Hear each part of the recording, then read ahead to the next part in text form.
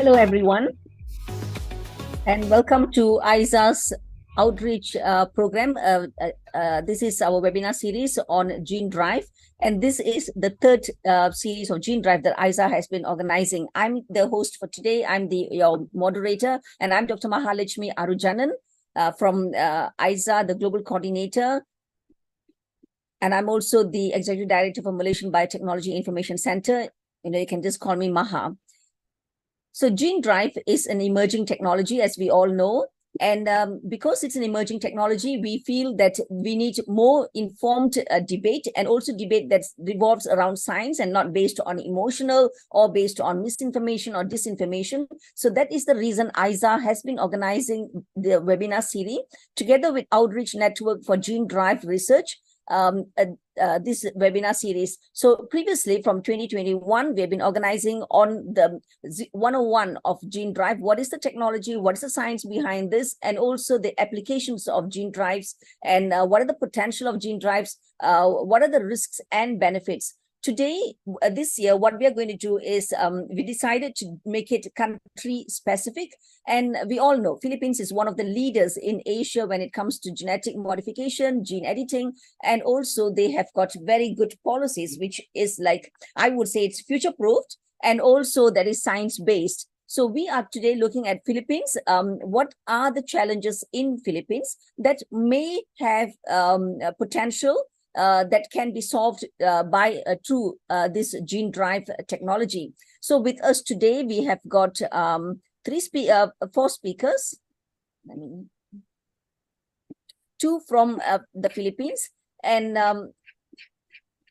our first speaker is Dr. Nina Gloriani, and she's going to present major health challenges in the Philippines, the infectious disease, especially the insect-borne diseases. And as I said, the Gene Drive technology is not really here in Asia, but we are looking at the current challenges and how Gene Drive can play a big role in addressing this challenge. So after Dr. Nina Gloriani, we have Dr. Carmelita Villamor. She's also from the Philippines. She's from Ecosystem Research and Development Bureau as a chief science research specialist, and she will be talking about invasive alien species in the Philippines. And as we know, Gene Drive now, for the time being, it has got huge potential as a control mechanism to control invasive alien species that can cause huge damage for biodiversity and even in agriculture, and also for vector-borne diseases. So these two challenges that currently is faced by Philippines, it can really set the tone on how Gene Drive can be adopted.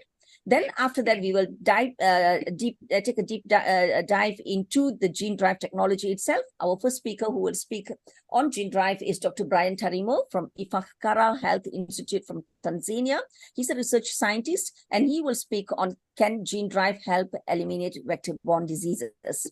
Our last speaker, but not least, is a scientist from Adelaide, University of Adelaide, Professor Paul Thomas, the director for the Genome Editing Program, and he will be talking about the diversity aspect, fighting diversity loss with Gene Drive tools. So this is the introduction to the webinar, and now I'll also tell you the house rules that this webinar, certainly we want to make it as interactive as possible. So what we want from the participants is please share your questions, not in the chat box, but please type in the questions in the question and answer section, which will be easier for ISA team to moderate and send it to me. So remember, send it to the question and answer section, not the chat box. And keep your microphone muted, your camera switched on, so that we have a very good bandwidth, so that we can look at the audio and the visual works very well. And also, many of you will be interested to know if you are given a certificate. Yes, all of you will receive a certificate, but when you fill in the evaluation form, you will be given a certificate. So when the link is up, please copy the link and fill in the evaluation form, so that will really help us to improve our webinar series in coming future webinar series, especially in terms of content, because we find this technology really potential, and ISA has always been an enabler in adoption of technology. So with that, let us start the webinar, and I would like to invite the first speaker, Dr. Nina Gloriani to speak about the health challenges in the Philippines. Dr. Gloriani. Yes, good afternoon, good morning, good evening. Thank you very much, Dr. Maha, and thank you to Isa for inviting me here. So I will just share. Oh, wait. It should be on the first one. Okay. So I have been tasked to present the major health challenges in the Philippines and maybe focus on later the vector-borne diseases with gene-drive possibilities. So I'm showing here the 2020 statistics that we have for the top 10 leading causes of morbidity here in the Philippines. If you notice, 7 of the 10 causes of morbidity were infectious diseases, upper respiratory tract infection and lower, and we have urinary tract, we have pneumonias, of course, that's lower, we have diarrheas, bronchitis, and TB, all forms. Now, in terms of the top 10 causes of death in the Philippines, this is 2022 data. This time, we only have 3 infectious diseases in the top 10. We have 7 non-communicable diseases that are causing the death here in the Philippines. Now, this is data from the WHO, where it shows of the infectious and parasitic diseases, we have mostly TB in all forms. Then we have diarrheal diseases. Then the green one is tropical cluster diseases. And this red one here is a vector-borne disease, dengue. I'll go back to it later. So the rest are just the HIV, STDs, and so on. So there are 2 vector-borne diseases here in the Philippines that have given us so much problem and challenges, especially for malaria. But this, for many decades, I think, not just years, but decades, malaria posed so much public health problem here in the Philippines. If you note here, this is all red here and way back before 2003, but we joined the malaria elimination program. So from 2003, where you have most of these red provinces here mapped, we now have in 2014 a few provinces in the red. By 2022, that was just last year, we have already 15 provinces with 0 indigenous cases. So these are the green ones. Really malaria-free are the really dark green one.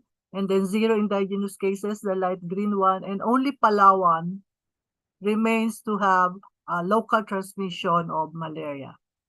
Now, another vector-borne disease that is now being discussed in many conferences in pediatric, adolescent medicine, and even the adults is dengue.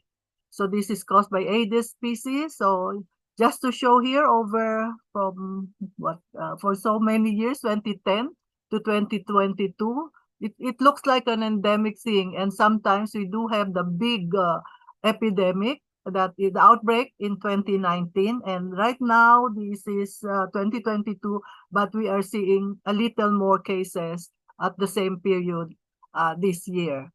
So if you see this ASEAN map, now there are many things we'd like to be number 1, no, but we do not want to be number 1 in dengue. So here we are number 1 based on the dengue cases reported from January 2023 to August 2023. Highest number of cases observed here in our country at 80,318, followed by Malaysia and then Thailand. Just to say that among the vector-borne diseases that are transmitted by Aedes, we also have chikungunya, Zika disease here, and Japanese encephalitis. So I decided to include a non-vector-borne problem also. This is actually a global problem, antimicrobial resistance.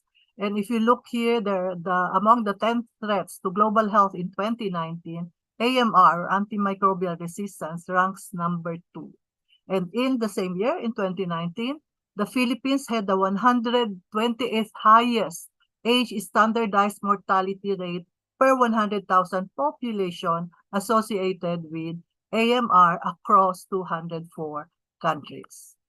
I will end with this last slide here just to connect the AMR with the, at least I found this one publication where a pro-gene, a pro-AG gene drive system for the bacterium E. coli was found to inactivate an antibiotic resistance marker. So we are hoping this could also be used, gene drive could also be used for this AMR problem. Then another one on viruses, we have the virus gene drives.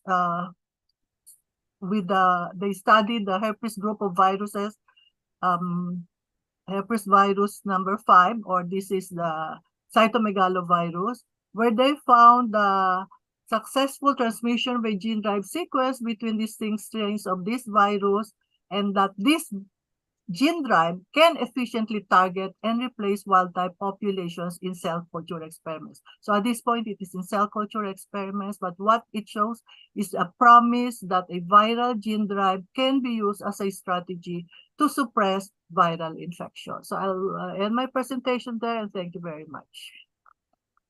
Thank you, Dr. Nina Gloriani. Now, Dr. Nina is a public health expert, and it was so interesting to see that not only vector-borne diseases could be addressed by gene drive, but also viral and bacterial infection as well. So we will discuss that later. Now, before I call upon the next speaker, it's really nice to see the diverse countries that's participating here. Now, I think we have got about 138 participants right now, and we have participants from Tanzania, India, Germany, Philippines, Thailand, Mauritius, Pakistan, Australia, and Switzerland, Kenya, so Ethiopia, Nigeria. I hope I'm just looking at Greece.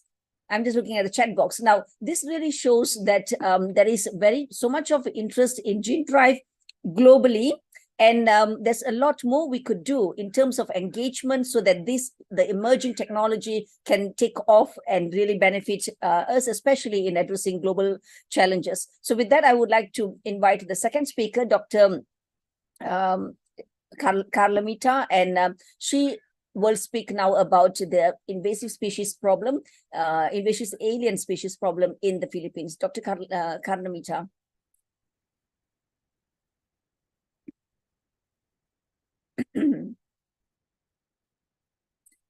Dr.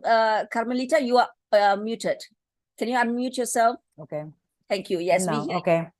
So, okay. Good afternoon, everyone. So, thank you, ISA team, for giving this chance to share with you some information about invasive alien species in the Philippines. Next slide, please. Okay, so I was told to give a very simple definition of invasive alien species, and early in this presentation, I would just like to cite the definition of the CBD and the IUCN on invasive alien species. These are species, subspecies, or lower taxon introduced outside its natural past or present distribution, including any part, gametes, seeds, or propagules of such species that might survive and subsequently reproduce. So that's CBD's definition. And on the other hand, the IUCN describes invasive alien species as animals, plants, and other organisms introduced by man into places out of their natural range of distribution, where they become established and dispersed, generating a negative impact on the local ecosystem and species. So if you will look at this very simple presentation, we have an alien species coming to a particular country. When they become established, whether they stay localized or they spread in other areas, but does not generate any impact at all, that is not invasive alien species. But when they cause an impact on local biodiversity, or impact on the soil, or impact on the overall environment, then that is what we call invasive alien species. I would like to emphasize that not all exotic or alien species are invasive. And for an alien species to be invasive, it must successfully outcompete native organisms. They should spread through its new environment and increase population density and harm ecosystem in its new environment. Next slide, please. Okay, so what makes a species invasive? These are some of the characteristics of invasive alien species that we have. They're capable of rapid reproduction and growth. They have high dispersal ability. They have phenotypic plasticity, or the ability to adapt physiologically to new conditions. And they have the ability to survive on various food types and in a wide range of environmental conditions. And why are we so concerned about invasive alien species? When they already cause impact on biodiversity, such as decline or elimination of native species through competition, predation, or transmission of pathogens, and disruption of local ecosystems and ecosystem functions. Next slide, please. Okay, I have just collected some pictures just to give you an idea of the invasive alien species in the Philippines.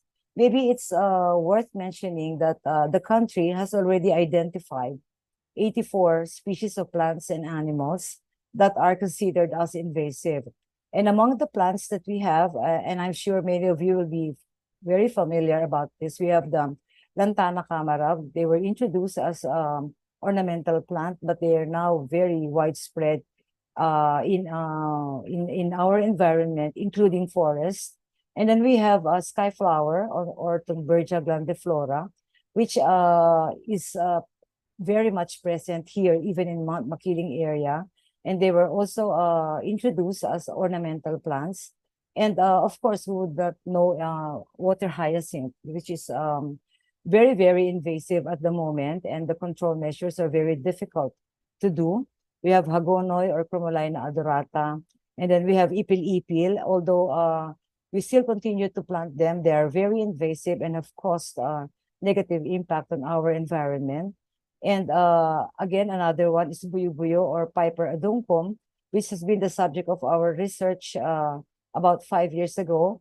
And this is very, very prevalent in Mindanao area and even in the Visayas region. And then Mile aminitude or Micania micrantha. And this very beautiful, supposed to be very beautiful tree, African tulip, which has been used in many parks, but they are very, very invasive and has been listed as very invasive even in other countries. Next slide, please. And then these are just some of the animals that we have in the country today, also listed as invasive in the country and elsewhere. Of course, we have the African catfish. Of course, they make good food, but they have the tendency to eliminate even native species. American bullfrog. We have the knife fish, very prevalent in Laguna de Bay and in adjoining Pasig River area. And golden apple snail, which is already a pest in rice cultivation in the country, although they were introduced to serve as food for the farmers and local folks, but they are now finding it difficult to eliminate this in rice areas. And then, of course, we have the janitor fish, although they don't feed on small fishes, but they tend to burrow on river beds, and the problem is destruction of the environment. The Chinese soft-shelled turtle, which is already spreading in many of the freshwater areas, not only in urban areas, but even in rivers outside of Manila. And then the cane toad, which is supposed to be introduced for our sugarcane areas, but are now invasive throughout the country. And gray squirrel, which is found in many urban areas now in Metro Manila. This is a problem. And of course, the mosquito fish, which was initially introduced to control malaria back in the 50s or 1960s, but has proven to be not effective at all because of their limited range of habitat. There's still many more invasive species, and the DNR has a database on this species. So next slide, please. Okay, so the control methods are varied. Actually, For smaller areas where they are present, for instance, in agricultural areas, farmers resort to manual extraction of invasive weeds. And in bigger areas, they do mechanical extraction. Use of chemicals have also been resorted to in some areas, but sometimes it's not good for the trees and for the crops, and even for some animals. And we have biological control initiated in the past, but also which are not effective as well, because some of the biological agents themselves become invasive. And then we have some farmers practicing cultural management practices such as grazing, but this is only good for smaller areas as well. Although the best option could have been prevention of the entry of this invasive species, this has not been done because several entry points, both accidental introduction and purposeful introduction, have not been monitored at all. Maybe next slide, please. Just to okay. But you know, since this is a very big problem in the country, next only to habitat destruction, the DNR has come up with an alien species management strategy, which we call the NISAP. And this strategy actually combines several actions, such as starting with prevention, early detection, eradication, control, and restoration. And we believe at the DNR that this is an effort that should be undertaken with a strong policy and institutional support, with strong leadership and coordination, suitable research and information management, education and public awareness, training and capacity building, and international cooperation. And this is the road to 2026 of our National Invasive Species Strategy and Action Plan. And as party to the CBD, the country upholds its commitment to protect our biodiversity and to address issues pertaining to invasive alien species.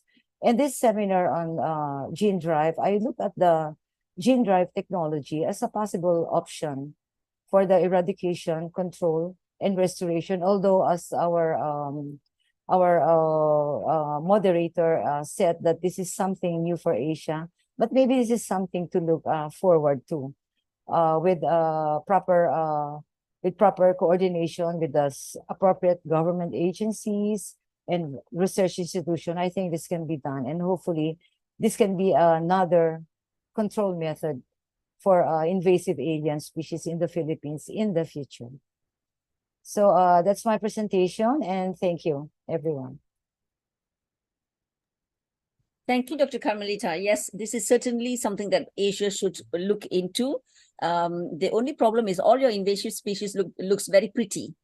And I think that is why Yes. that is why people started putting it in the ship and bringing it to other places. Yes. Many countries is facing a huge problem here.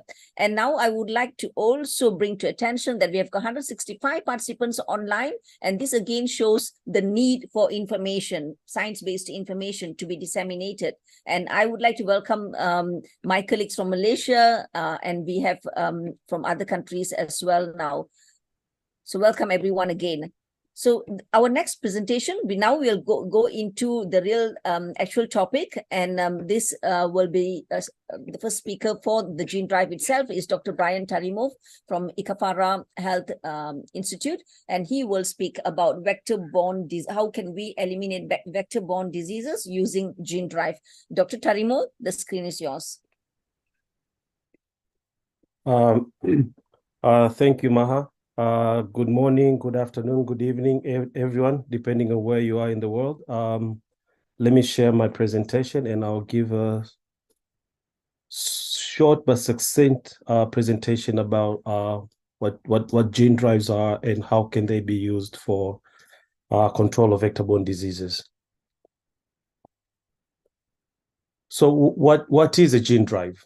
In normal Mendelian inheritance, any offspring has a 50-50 chance of inheriting a genetic trait from either of its parents, either from the mother or from the father.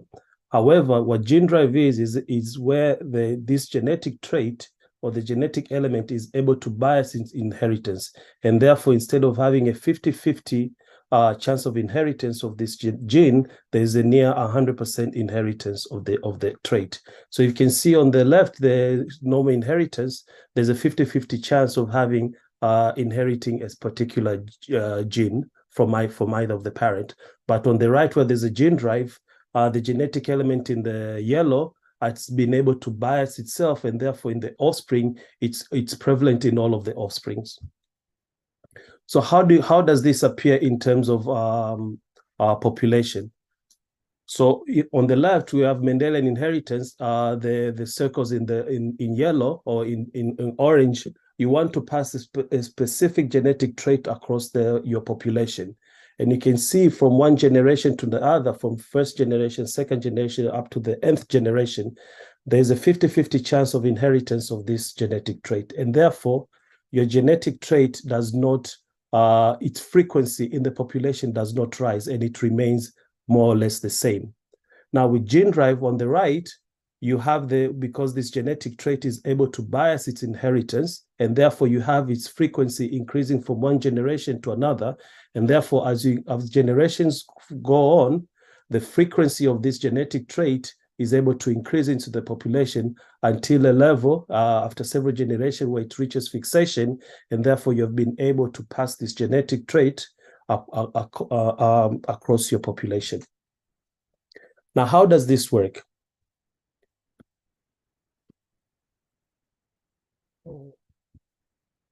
Sorry, I'm trying to go to the next slide.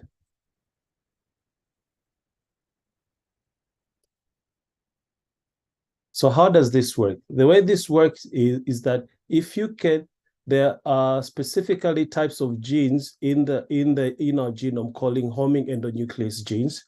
And when these genes are expressed, they produce this RNA, which it's able to recognize the homologous part of the other of its homologous chromosome, and it's able to digest it.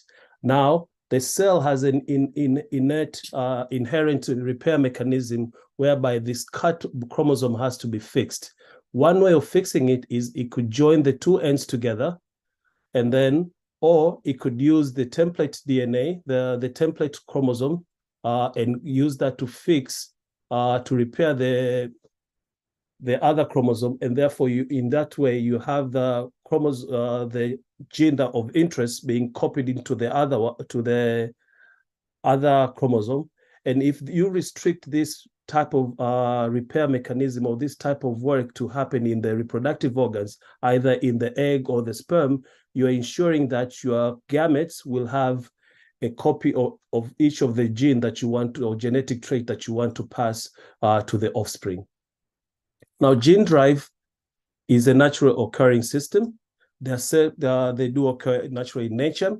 And what science has done is to be able to adopt some of these, what's happening in nature, and into synthetic gene drives for to use for the control of vector-borne diseases. So some of these naturally occurring gene drive system include sex chromosome drives, transposable elements, homing-based gene drives elements, which I just explained. There's the media and the dominance, and also cytoplasmic incompatibility, what we see in the Aedes mosquito and Wolbachia for the control of dengue. It's some form of a gene drive system. Now, what are the current applications of gene drive? There's quite a few applications of gene drive. There's application of gene drives in human health, environment, agriculture.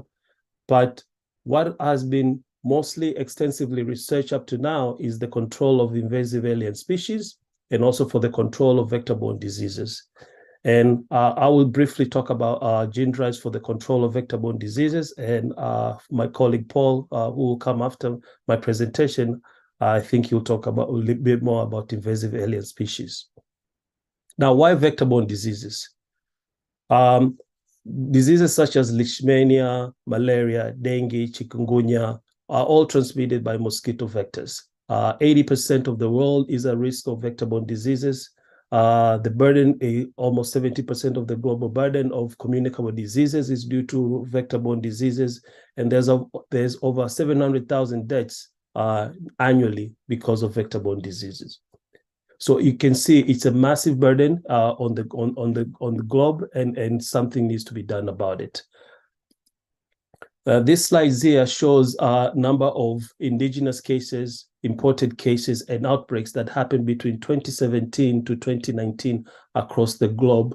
And just looking at these 5 vector-borne diseases: malaria, chikungunya, dengue, yellow fever, and Zika. And you can see all across the globe, especially in the temperate, in the subtropical and tropical countries, the burden of vector-borne diseases is quite extensive, and something needs to be done about it. Now, what has been shown that if you can control these vectors, the mosquitoes, the fleas, the ticks that transmit these diseases, you more or less have been able to control the transmission of the disease they transmit. So on the left here, I have a brief history of what vector-borne diseases looked like. And before World War II, extensive work was done on environmental management in order to control mosquito vectors.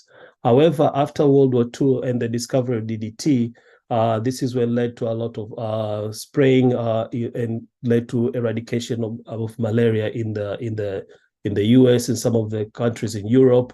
And then in the 60s came the Global Malaria Elimination Program, which also extensively used DDT, but then failed in the late 60s. And then ITNs were introduced in the 80s. And then from the early noughties, the early 2000s, there's been a high extensive use of long-lasting insecticide-treated bed nets, LLINs, and indoor residual spraying and other tech, and also use of drugs and effective diagnostic tests in order to control these diseases. In my next slide, I'll just briefly use malaria as an example.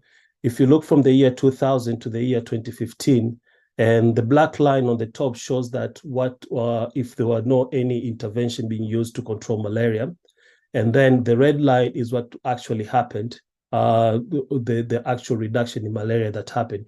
And you can see the green part, which is attributed to ITNs, to the bed nets, contributed significantly more compared to other interventions against malaria.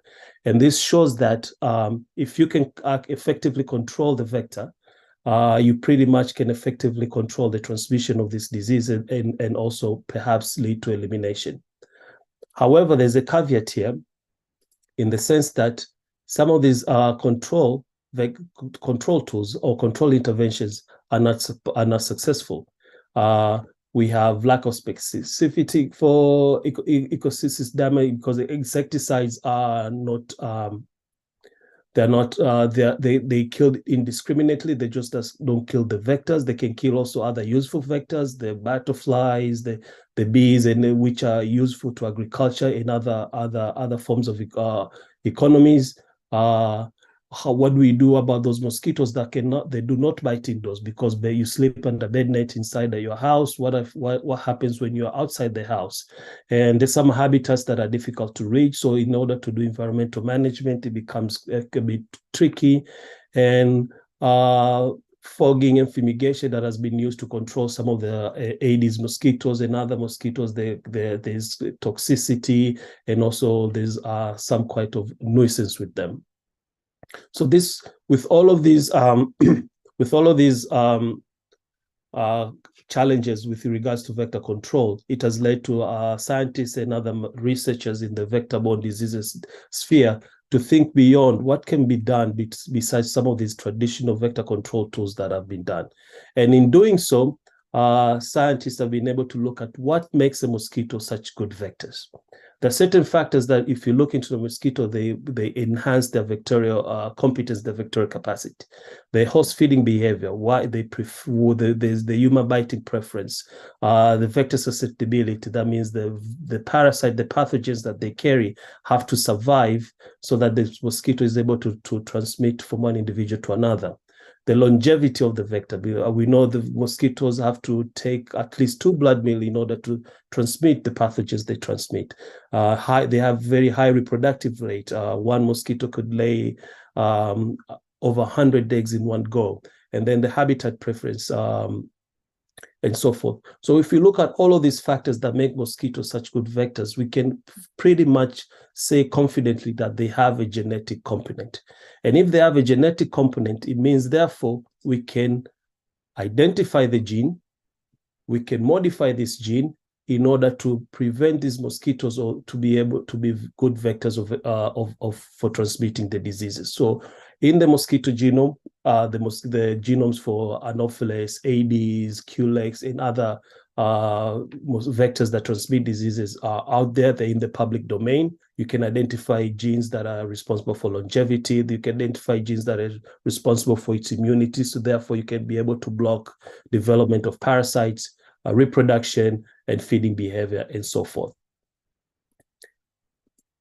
Therefore, how is this done? Therefore, once you have identified these genetic characteristics, you modify your mosquitoes, and therefore you release your mosquitoes. And on the left here, the first approach is to do population suppression.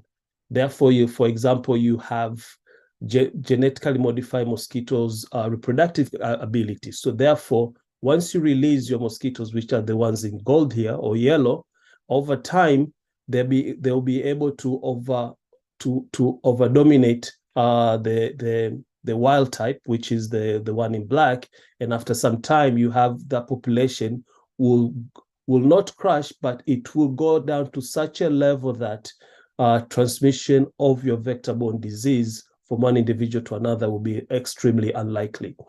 And another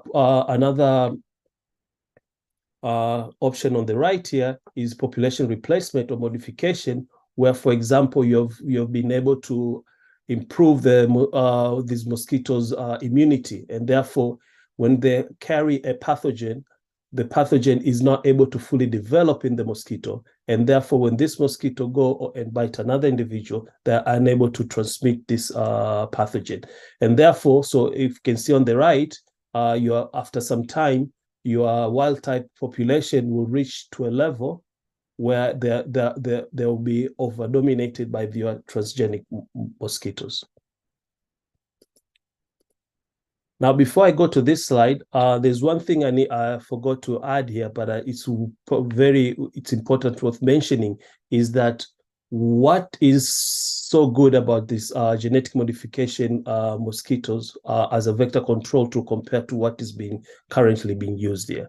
And I'll just stick to 3 points here. The first thing is the transgenic mosquitoes will be efficient. Why they'll be efficient? It's because your genetic trait will be transmitted from one individual from parents to offspring through sexual reproduction. And therefore, you do not need any human component to ensure that your intervention is effective. What do I mean by this? For example, with the bed nets, for example, you give it to individuals, you have to ensure they sleep under bed net. You cannot go into their houses and make sure that they sleep under bed net. So you are trusting them that you're giving them the bed nets, they will sleep under it. But with transgenic mosquitoes, you just release your mosquitoes, your genetic trait will be passed on to the population, to the next generation through sexual reproduction. You're sure that these mosquitoes will be able to mate, and therefore the efficiency of your intervention is nearly 100% compared to other current interventions that require the anthropogenic human intervention. Second point I'll talk about is long lasting. Long lasting is your trait is going to be, with some of the interventions that we use right now, after some time they need to be replaced, because for example, bed nets, they get worn out, they get torn, the insecticide in them gets depleted, and then you have to do another massive campaign to give these bed nets. But with your mosquitoes, once you release, and that's it, because of the gene drive, you're ensuring that each population, each generation will get the genetic trait that you want. And also they're easily accessible. a lot of the interventions that we have right now, not only for vector, even if you look at the human, to control the parasite in humans, the drugs, the diagnostic kits, and so forth, they require a lot of logistics. You need to transport them to an area, you require a warehouse for storing them, you require vehicles to transport them from one area to another. So there's a lot of logistical challenge which come with a lot of financial burden. With your transgenic mosquitoes, what you do, you just release them and they will do the work for you. Now, I'm not going to say here that the gene drive mosquitoes for vector control is the silver bullet, is the panacea. What we're trying to say here is that this technology, in complement with what's being used now, can really, really bring significant impact in the control of vector-borne diseases. However, there are certain issues that arise with gene drives. There's resistance. Like any other intervention, we've seen resistance in insecticides, we've seen resistance in drugs, we've seen resistance in antibiotics, vaccine, and there's also a good possibility for gene drives to develop the resistance. Therefore, more research is required to ensure that the less likelihood of building resistance before this technology is released. There's ecological and biological diversity effects. So a lot of groups right now working in gene drives or transgenic mosquitoes with gene drives are looking into are mosquitoes a pioneer species in the ecosystem, in the ecological niche? What happens if it's potentially these mosquitoes are removed from the ecosystem or from what happens to other organisms?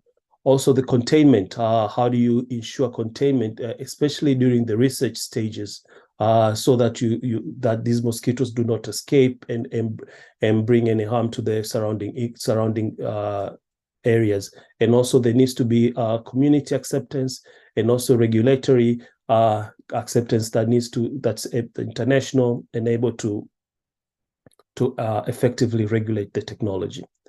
Now, all this being said is that there is phased, the technology there isn't any gene drive mosquitoes released right now anywhere in the world for vector control. What's happening right now, it's all this technology is still in the laboratory stages or in small cages. So what happens do you have is this your last slide? Yes, yes, I'm done. I'm almost done. Okay. So this is the stages. We go from the laboratory, then the small cages in contained spaces. Then you move to large stage cases, and then you do the release. And each stage you gather results, you gather information that will be able to tell you should you go to the next stage or not. So it's not like you just go from one stage to another. Each stage has like a gate where they like, should you proceed or not proceed? There are certain groups in Africa working on gene drives. I've just shown a few here. There's a group in Burkina Faso, Mali, Tanzania, Kenya, Uganda, Sao Tome and Principe, Comoros, and so forth. And this is my last slide, that these gene drives have great potential for the control of vector-borne diseases. And thank you very much. I'll stop here.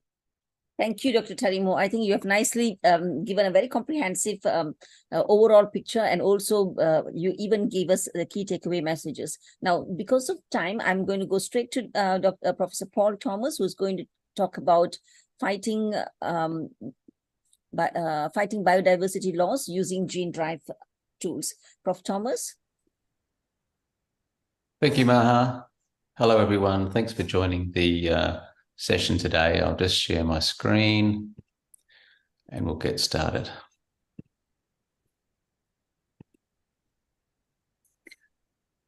Okay, right. Yeah, so as Brian has nicely introduced already, gene drive technology is actually quite well advanced in insects with the purpose of controlling vector-borne diseases. I'm going to take a different tack and tell you a little bit about the potential of this genetic biocontrol approach to fight biodiversity loss, in other words, invasive species, and the progress that's been made in that area over the last few years.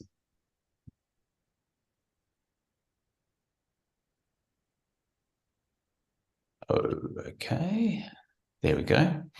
So in terms of the global impact of invasive species, we actually have a very good recent estimate of the costs associated with invasive species across the world from a report that's shown here on the bottom. And essentially the bottom line, or the figure that's attributed to the cost of invasive species, is around $423 billion every year globally. So it's clearly a huge problem. And what's more, this cost has quadrupled every decade since 1970. So it's a problem that's not only huge, but it's also increasing.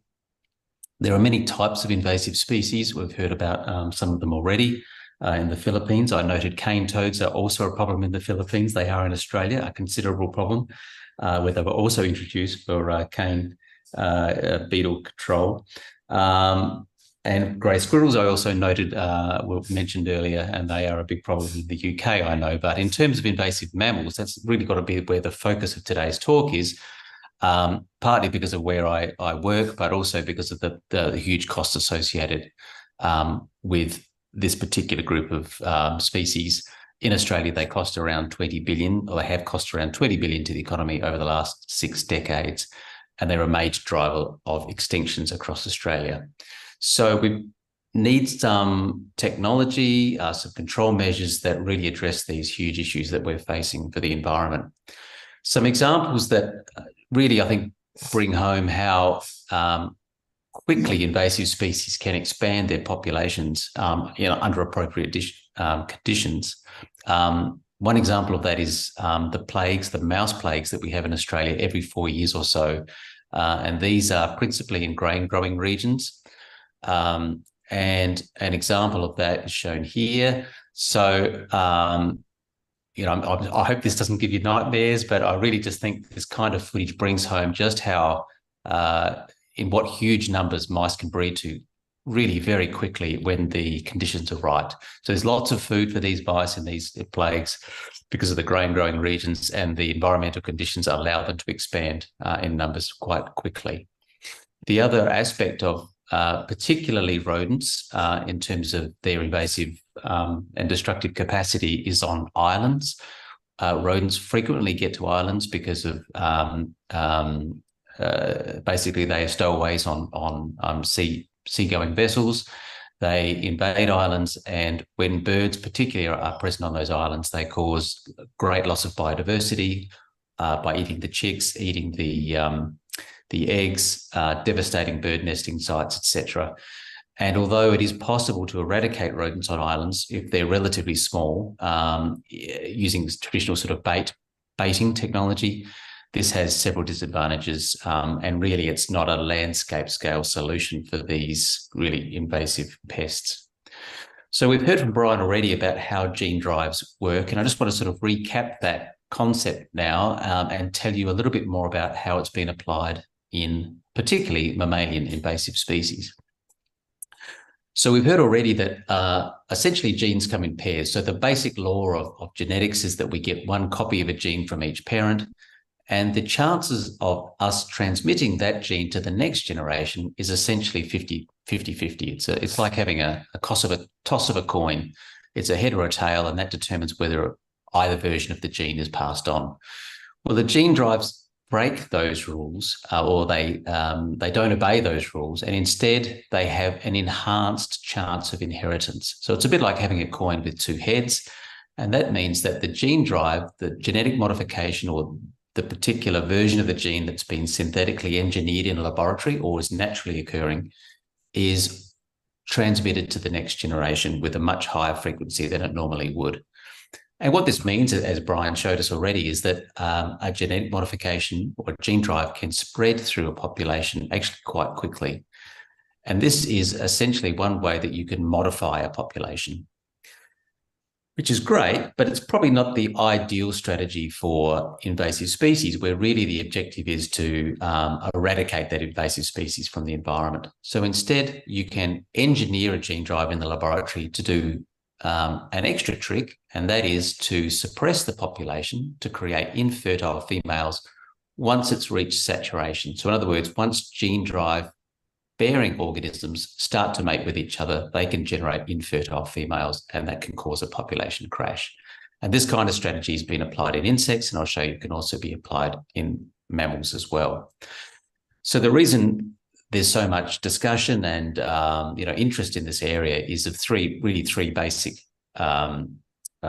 features of gene drives. First of all, it's a non-lethal form of population suppression, unlike the baiting regimes that are present at the moment.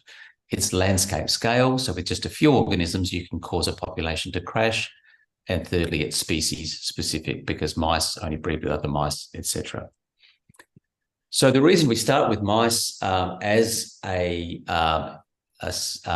the first port of call for trying to develop gene drives in invertebrates are that we already know how to engineer the mouse genome quite well. So we have the technology to create the gene drives in a laboratory setting. And also mice, as you've seen, are quite serious invasive pests. So it's a good place to start, but we see that there's potential for this technology across the invasive species spectrum. Now, in terms of what's been done over the last few years, you can capture that in this slide. And all I really wanted to say is that, as Brian nicely explained, gene drives come in different flavors. There are different types of gene drives. The one that he described in the most detail is this so-called homing drive, where the gene drive element replicates in the germline by inserting an extra copy into the chromosome. This has been attempted in mice by us and other groups, and essentially it's not working efficiently enough for us to really consider this as a deployable strategy and taking it forward. So we've kind of shelved this one for the moment, but noting that it's working really very efficiently in insects where it shows a lot of potential. There are other approaches where you can look to bias the population towards, for example, a completely male population to cause a crash through lack of females. They're called X-shredders or driving Ys. Again, that doesn't really seem to be working particularly well in mammals as far as we can develop so far, but it's early days. The one I'm going to tell you about, though, is a strategy that we've recently developed in mice, so you'll be pretty up to date by the time you've heard the next few slides. And basically, it's the only version of a vertebrate gene drive strategy or tool that's been proven so far for proof of concept at the laboratory stage. So this is still very early stage development. And essentially what we've done here is to leverage the fact that we can use a gene drive element that's a naturally occurring element that's found in mice in the wild. And that's called the T haplotype. I don't want to, get lost in the weeds too much about the way this system works because it's fairly complicated. But suffice it to say that males that carry this so-called T haplotype will pass it on to females up to 95% of the time. So it's already a strong driving element that we can use to potentially modify it in such a way that we can use it to suppress a population. So that's basically the idea behind this work. And the way that it works is so-called, it's part of a toxin antidote system. And again, we don't need to get lost in the details of this, but I just want to give you a little bit of details because it is quite a neat system. And the way that it works is not dissimilar to some of the other toxin antidote systems that are naturally occurring drives that Brian alluded to in his presentation. And these are found in species all the way through to insects. So basically what happens during sperm development is there's those sperm that contain the T haplotype that's shown here in red are linked to sperm that don't contain the T haplotype. And the T haplotype releases a toxin that gets transported across into the sperm that don't carry the T. And this effectively makes them very poor swimmers. So they can't really, they lose the race when it comes to fertilizing the ova after mating. But the trick that gives the T haplotype its edge is that it also contains an antidote to this toxin that's not shared. So in other words, what happens during mating is that you've got competition between the blue sperm and the red sperm pretty much always win that race because they have the antidote that protects them from that T haplotype toxin. So we looked at this system and we thought, well, maybe we can modify it in such a way that we can turn it into a suppression drive using CRISPR genome editing technology. And the strategy that we devised is shown on this slide. We call it T-CRISPR. Essentially, there are two things that happen, and one of them is already happening by virtue of the fact that we have this naturally occurring drive. So this T haplotype shown here in red.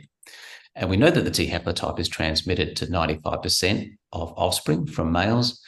And we engineered it in such a way that it would also create mutations in a gene that's essential for female fertility during the germline development of males. So it didn't affect the male germline. They were completely fertile, but we just wanted to create mutations in genes that would ultimately cause female infertility. And I'll show you how that works in a moment.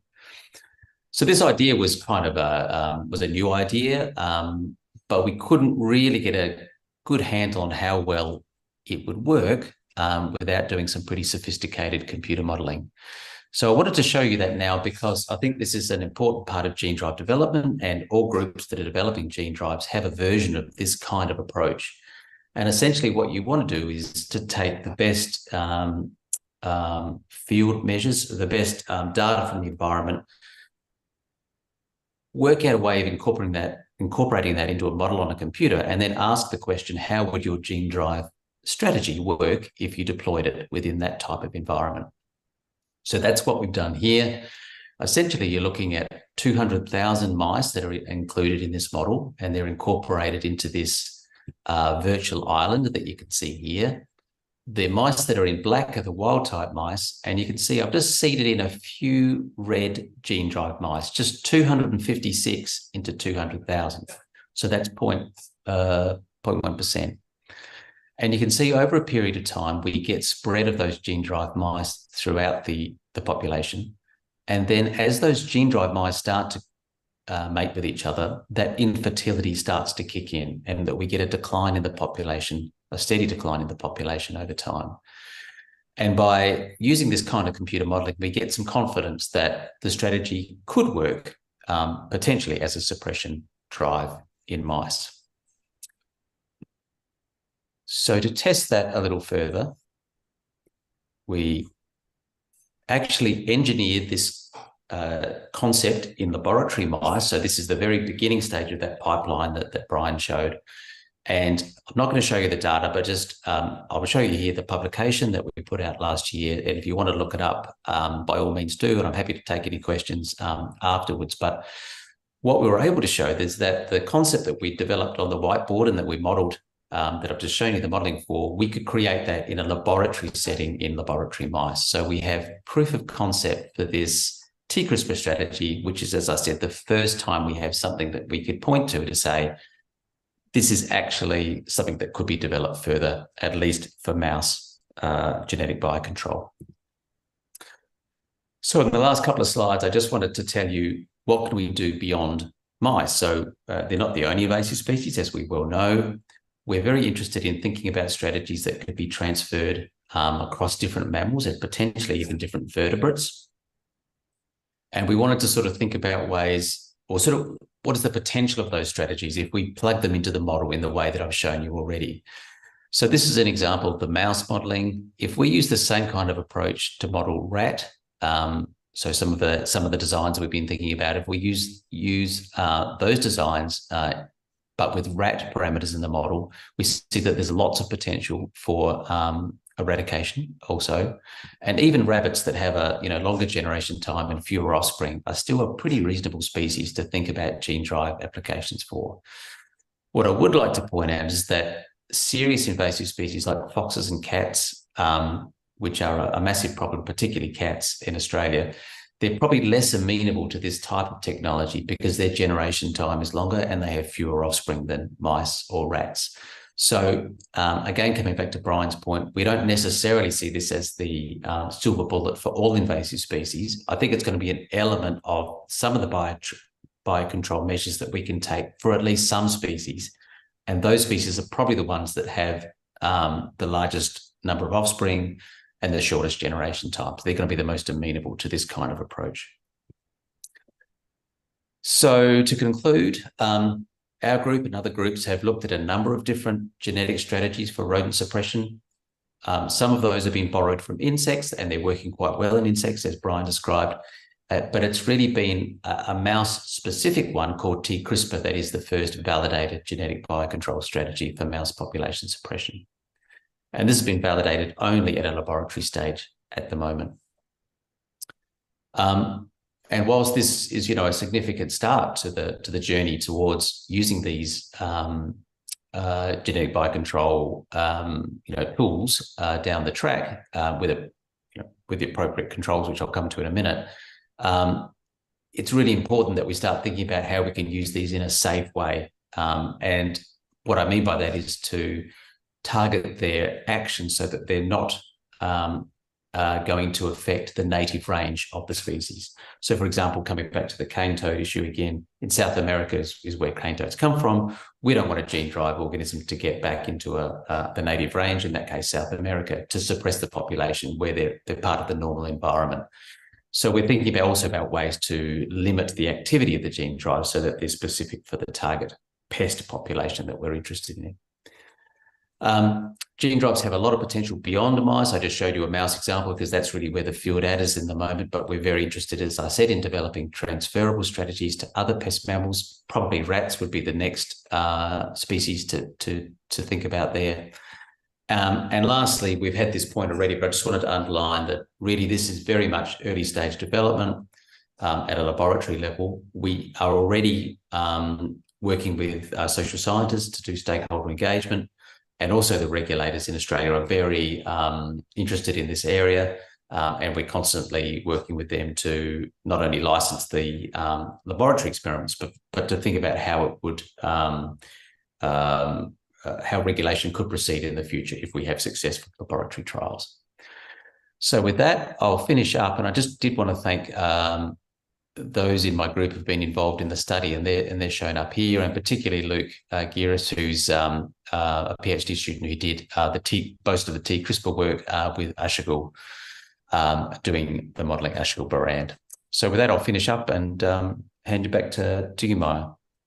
Thank you, Paul. I see that you have got eggs in 3 different baskets, and I see that as we need all tools to address the global challenges, especially when it comes to biodiversity and also diseases, emerging diseases, and the diseases that has been there for a while. Now, we have very good interaction now with the audience.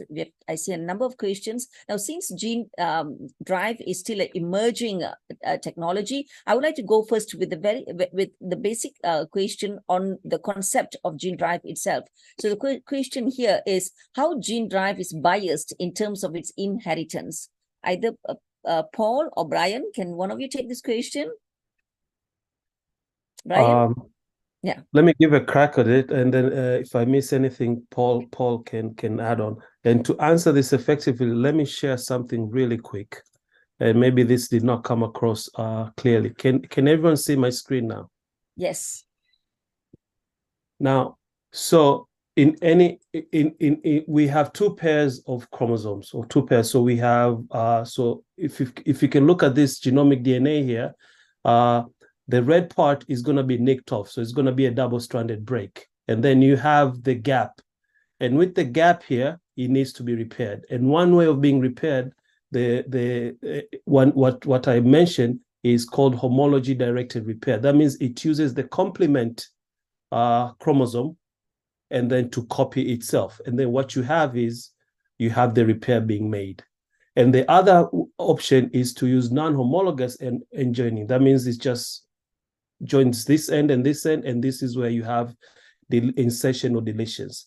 Now, with how does gene drive being bias inheritance is if this template, which you are used to repair the broken chromosome, has your genetic trait you want to spread, that means you're going to have your genetic trait being copied to the other part of the chromosome, and therefore your 2 chromosomes are going to have the genetic trait that you want to propagate.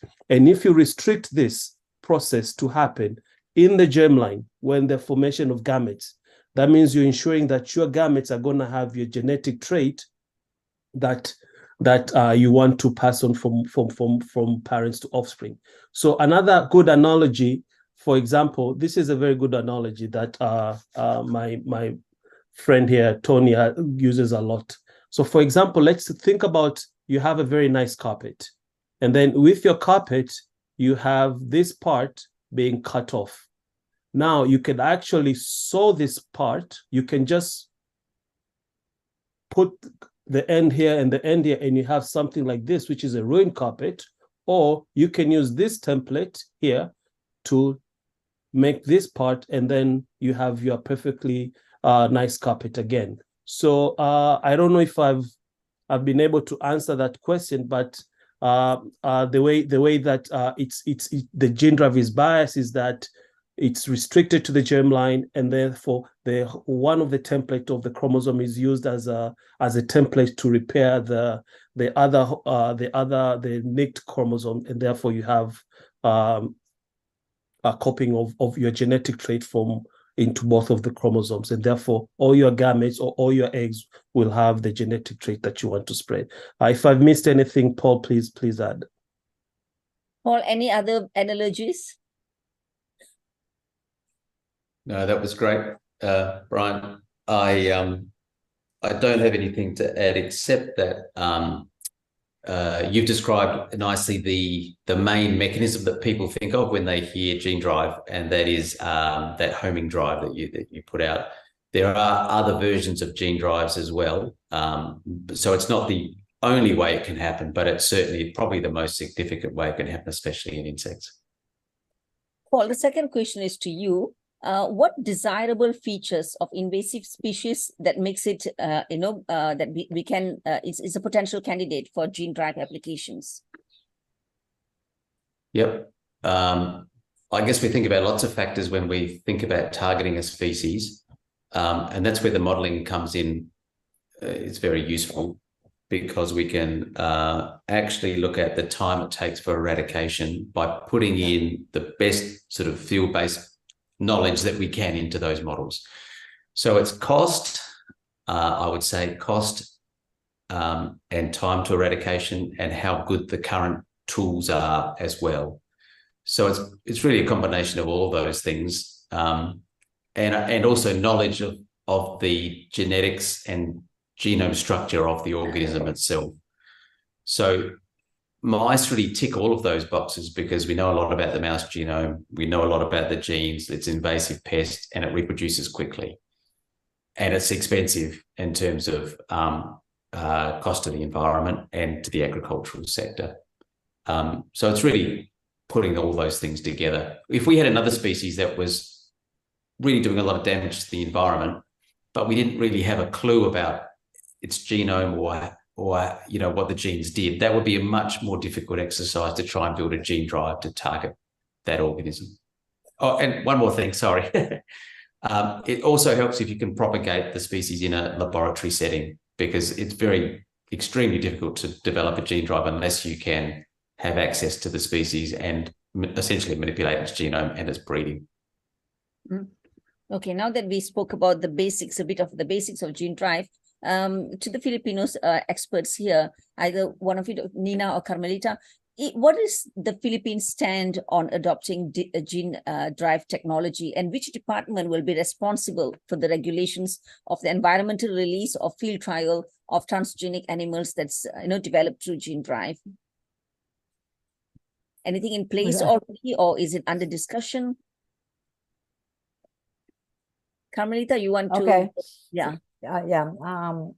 I thought we will not discuss this yet, no, because this is a very even Dr. Paul said that one gray area could be the area of regulation.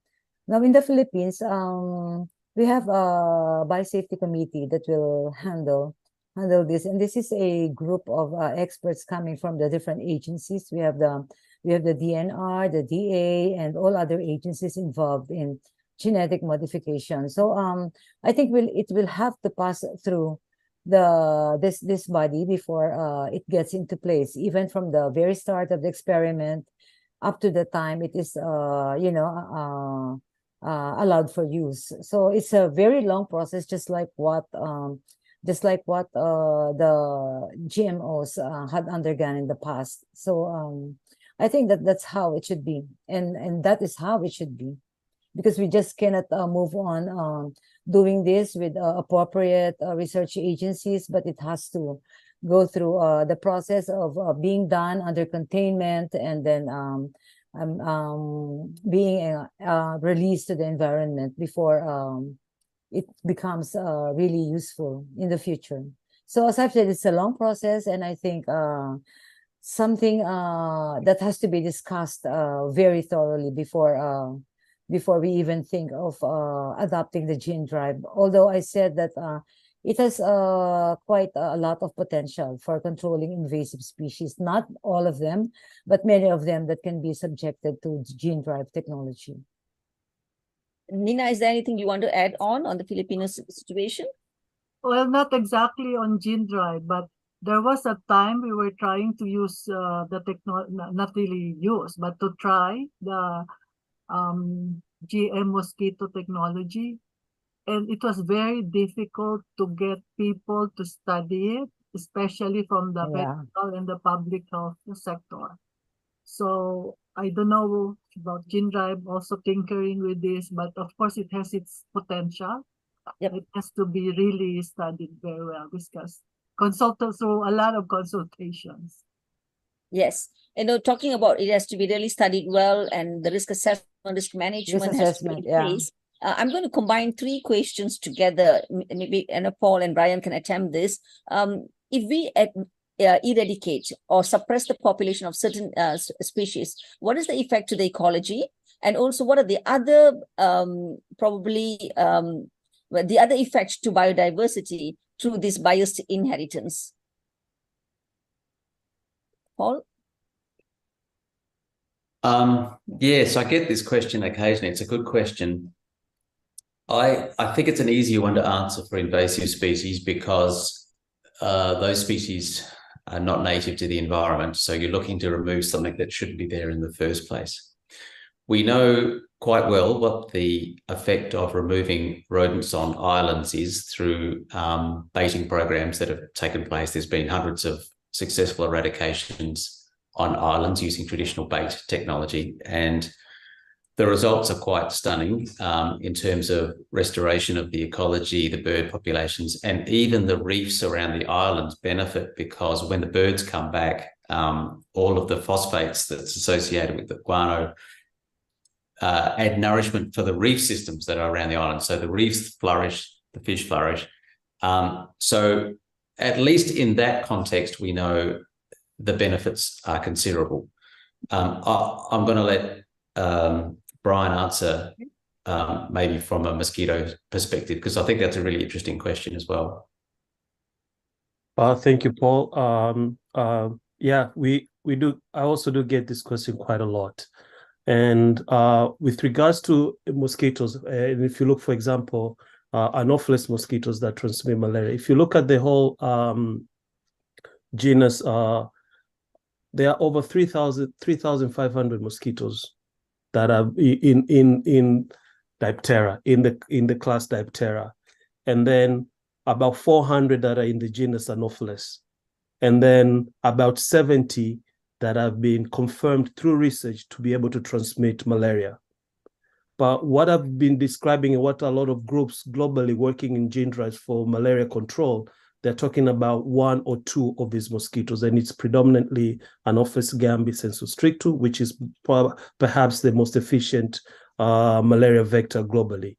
So if you eliminate one, or if you suppress one out of 3,500 mosquitoes, statistically, you can say it's negligible. But still, we should not be playing God here and just trying to eliminate a species. So what these groups are also doing is they are looking at what is the importance of Anopheles in the ecosystem. Is it a pioneer species? Is it a predator, or is it a prey of another species, and so forth? Little evidence has been found with regards to the contribution of this species of these mosquitoes in the ecosystem. What is currently known is the larvae. It's perhaps a type of food to certain fish, but but these fish have also been shown to feed on other type of mosquito, not just Anopheles, but Culex and Aedes and so forth. So briefly, and we're not talking about eliminating a species. We're talking about suppressing a species. We're talking about reducing its numbers to such a low point whereby it's unable to transmit the disease.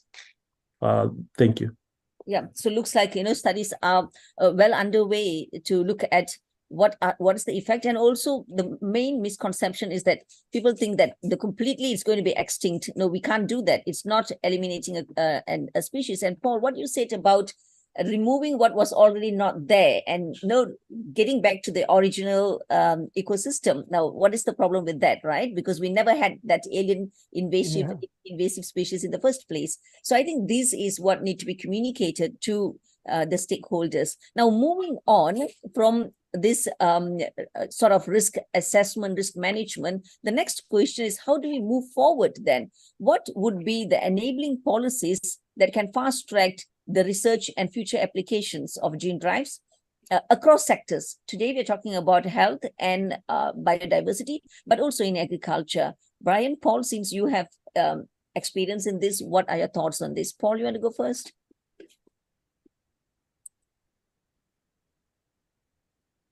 Well, yeah, it's a big question. I think there needs to be a recognition at governmental level of first of all, that this kind of technology is a little closer than perhaps they realize, in terms of it's something that it's no longer, on the far distant horizon, but it's on the closer horizon.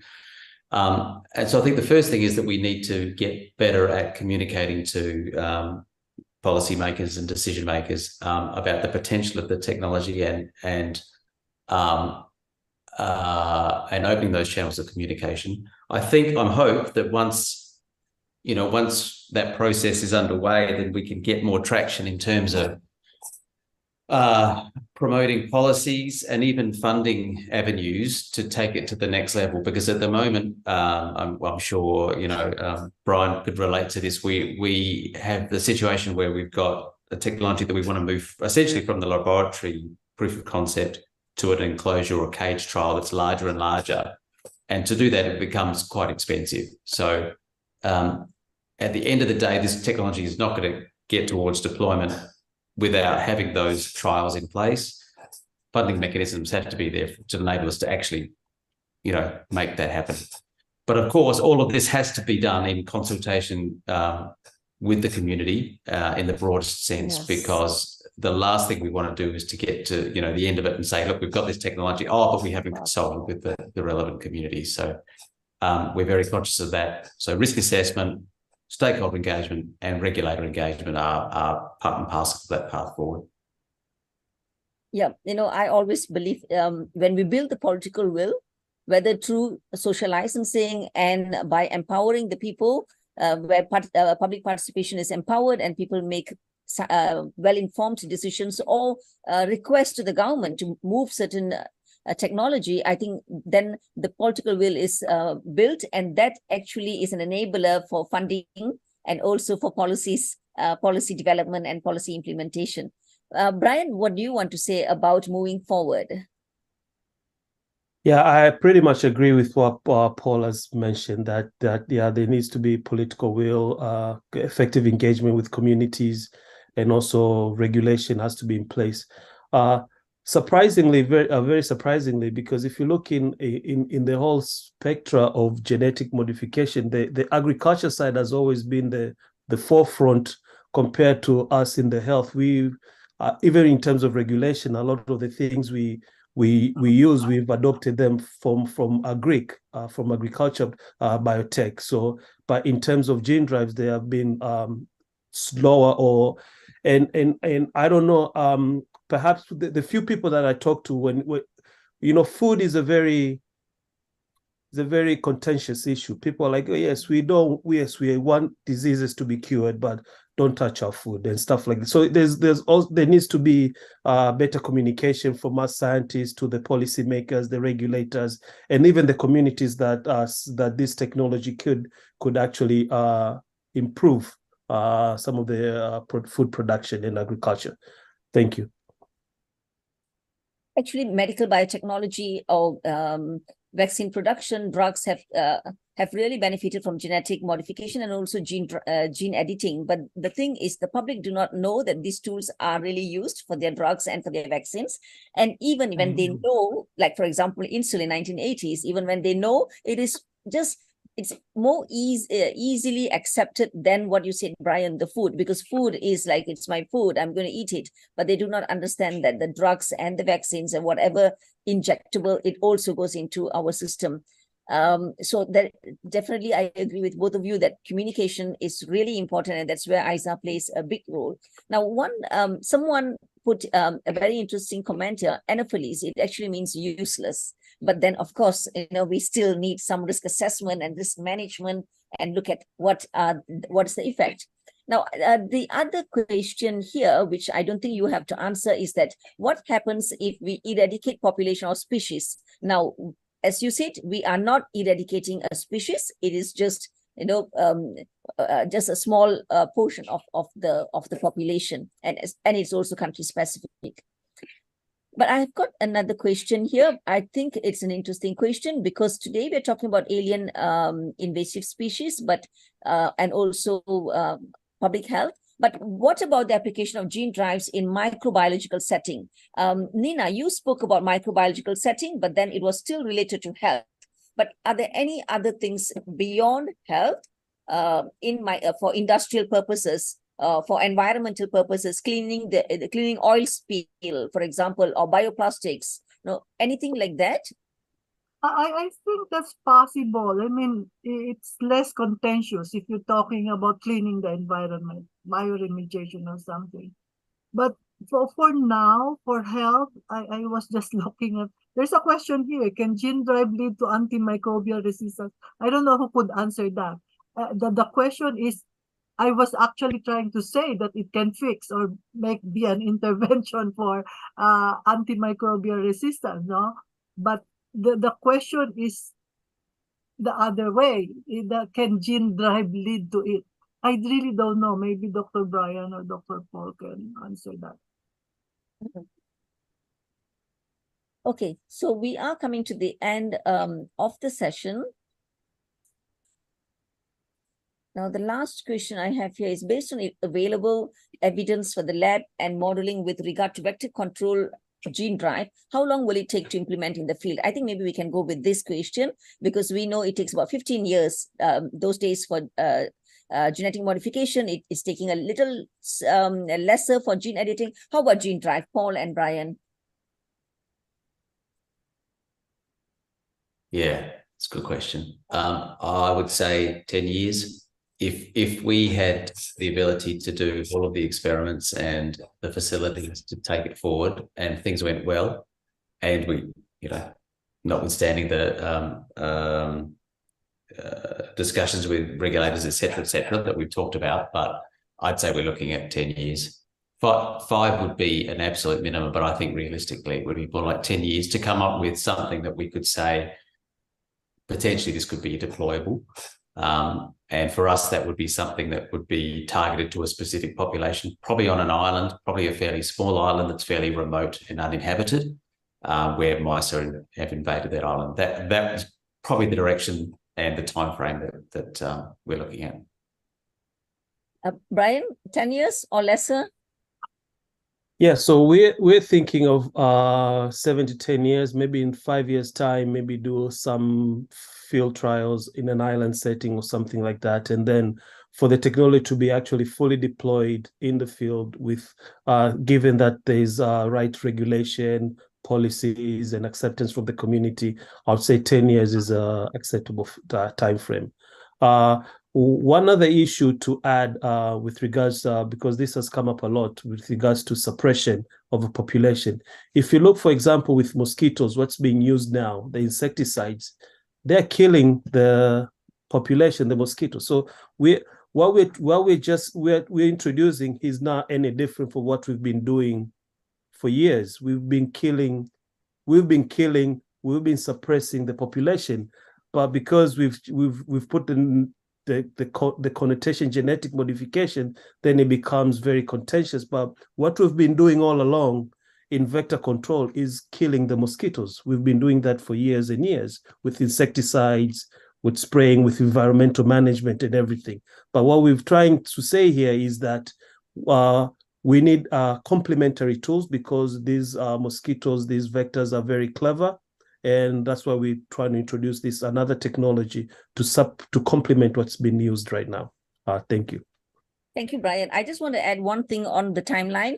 10 years if for research, but then for research plus a little bit of regulatory work. But then if the regulations become so sticky and so tedious, then it's also going to increase the duration. So we don't want that to happen, but of course we don't want to compromise on safety as well. So now I'm going to go back to all of you, the experts here. Can you give us the last word? What is your wish? What for GeneDrive, or what would you like to say? Start with Paul.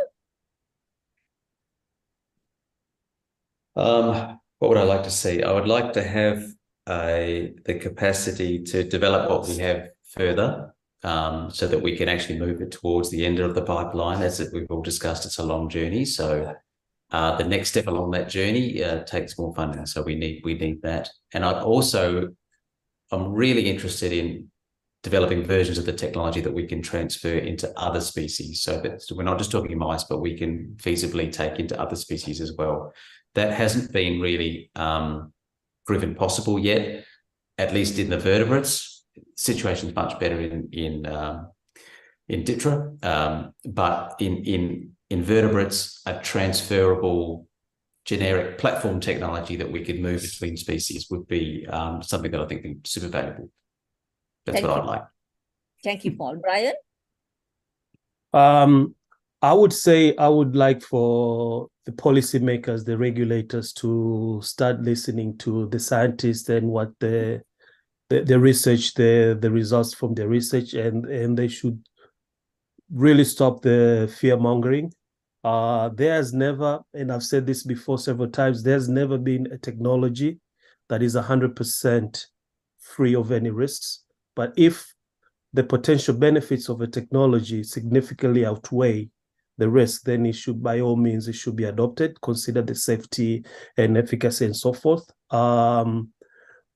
If you look for, in case of malaria, there's over 600,000 deaths per year. Most of these children and pregnant women are children under 5 years old. So if you're taking the ethical point of view, if you have a technology that could substantially reduce these deaths, then by all means, it should be adopted.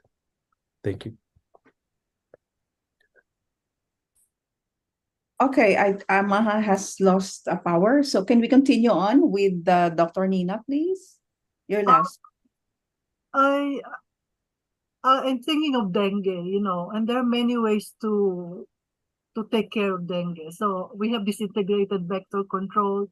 We have this Wolbachia. We're thinking about GeneDrive now. But maybe even before we get into discussions about this, there are so many interventions already, and a vaccine is coming up soon. Of course, we had a problem with the previous one that was actually deployed here, but a better version is coming up soon, and there's a lot of thinking that it will be able to help reduce our dengue cases. So it's choosing which one or looking at all possible options, but I don't know the Philippines if it has the not really the capacity, but the money, the funds to do all that. So still looking at it entirely in its all possibilities.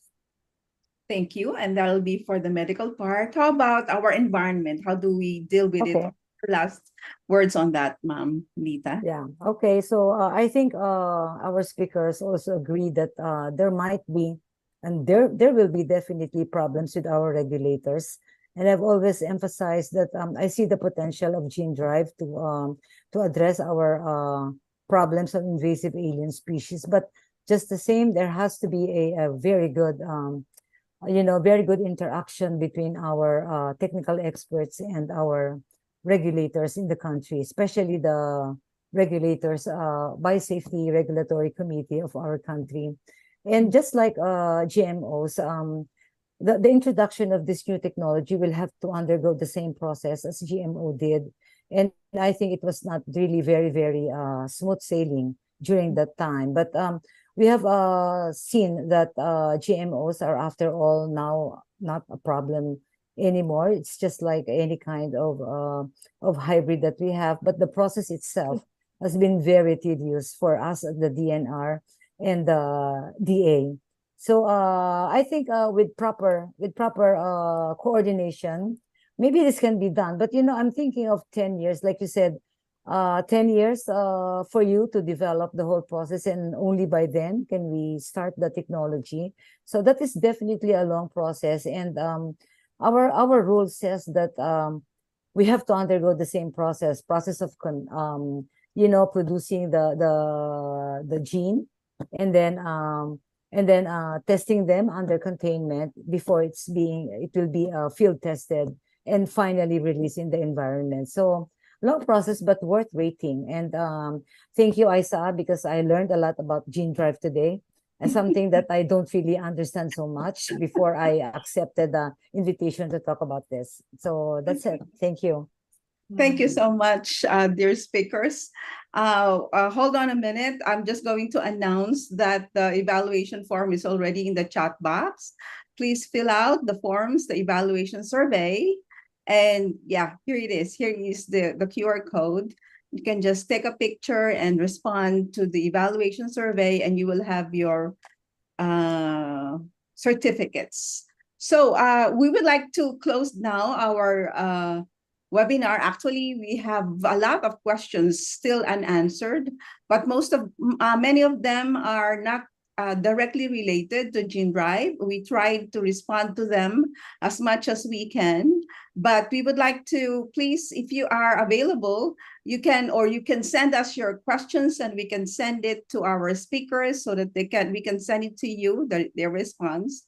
And also, we are also at the ISA website. Most of our activities on webinars are posted, and this one is going to be posted there as well. So if you want to replay or listen again to the presentation, you can just go to the ISA website and go to the webinar section of the website. So with that, I'd like to thank you all, and I don't have the synthesis that Maha prepared. She was cut off, but it's okay. We're very happy that we have mentioned, or we have presentations from the Philippines on the state of what's the problem, what are the challenges in terms of invasive species. We have the health one from Dr. Gloriani, the environment challenges in terms of invasive species, and yes, Maha was correct that they look good, but they are invasive. We didn't know they were until they got to the Philippines, and they were already wreaking havoc in all of our environment, especially the golden snail, golden apple snail, and fishes, and all that.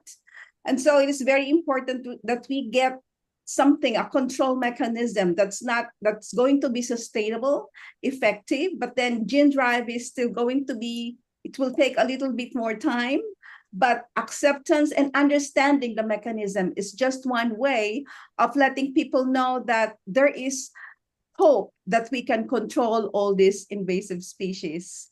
So with that, thank you very much. And I'd like to recognize the regulators from the Philippines who are also here in our webinar.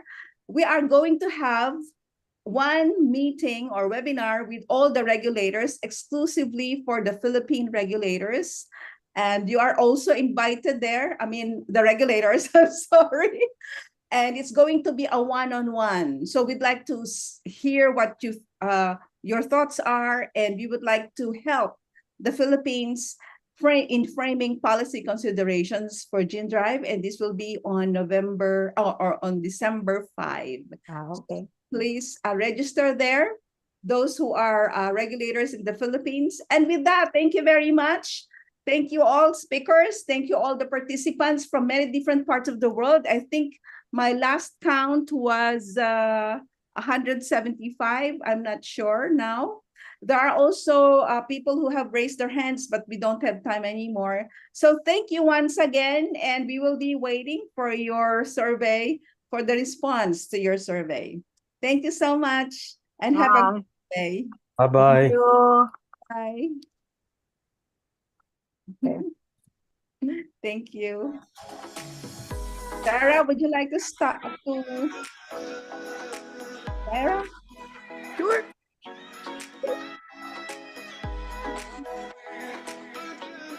Thank you po, Ma'am Lita. I hope you enjoyed it. I did. Okay, thank you also. Thank you, Brian.